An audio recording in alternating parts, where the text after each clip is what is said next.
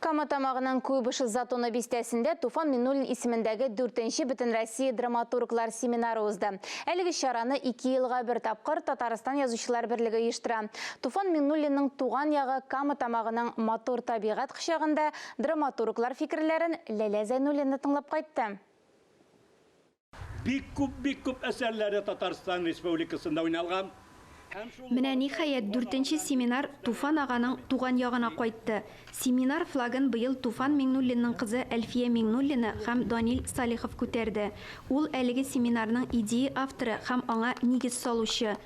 Туфан абый безнең улы йөрәкле чын якташыбыз, менә ул монда җитми.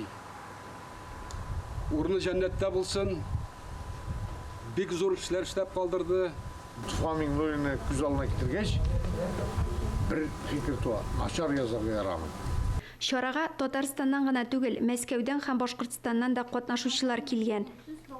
Менә бүгенге был мөһим сарага килүебезгә бик шатбыз, чөнки режиссер һәм драматург улар икеһе бер баланы тәрбияләп үстергән кебек, бер әсәр өстендә эшләп, уны халыктың алдына сыгара бит инде. Бик күп драматурглар булыр, ягәр ул җиңел булса. Менә шундый семинарга җыюы Татарстан Язучылар союзының драматург бөтен Россия буенча бу бик зур мәктәп.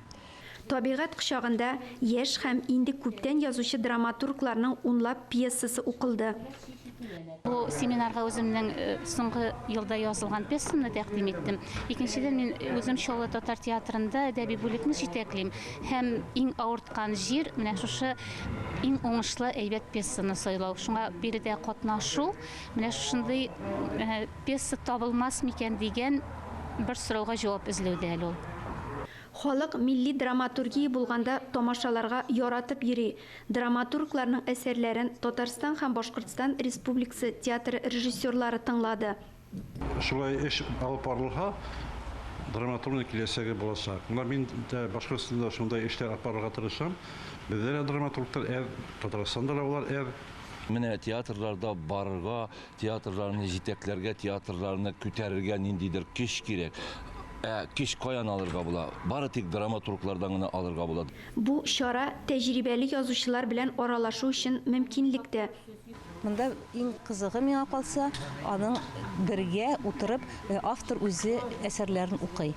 Әсәрне укыган вакытта монда драматург үзенең күзлегеннән, режиссер үзенең күзлегеннән, театр сәмблегече үзенең күзлегеннән карап, әлеге әсәргә төрле яклап бәя бирелә.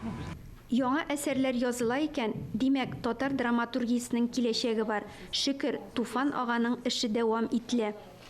Ләлә Зайнуллина, Миләүшә Гыйльфанова, Альберт Сафиуллин, Татарстан яңалыклары.